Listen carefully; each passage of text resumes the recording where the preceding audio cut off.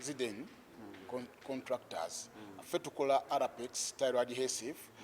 nga cement oyo yasiba tiles nezinywera bulungi nnyo era nezikwata bulungi nnyo era nga nsaba bannayuganda beeyune nnyo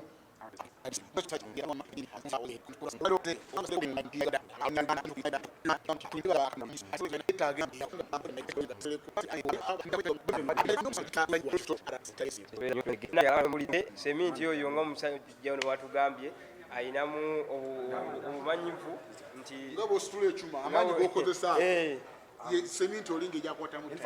bamuwa ku ambassador ono omusajja kuba situla buzito wakiragira ddala nze nsabye Arapex nze nsabye soko bunasu sha obo temuli ono ye sementi oli tugamba Arapex kale nze sawa zino kati esawa zino kyenjogerako nkyabuda mama wange esawa zino ebintu byange byonna babijjayo mu nyumba ne bangobamu era mbuda mama wange esawa zino wendi naye ng'ekisookera ddala kyenjagala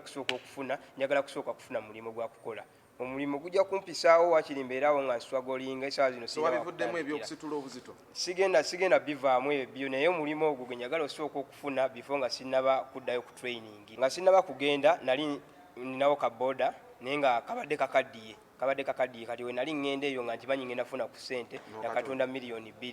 2 jjukira nina okugulako obusupplements nengulako ebintu ebyokukozesa nze ng'omuntu nga tugenda mwezi empaka ennene nkomyewo nga manyi ŋŋenda kukomawo nguleyo kapiki kange akapya ntandikirawo era ng'embeera nkyagikwataganya mpolampola naye kyagaana kale sente si nnyingi nnyo kuba kali nze ng'omuze omuzannyi sisobola kugamba nti osobola kumpa musaala olina okutandika okumpa nga ntraininga olina okutandika okummanya embeera yange etambula etya ndya ntya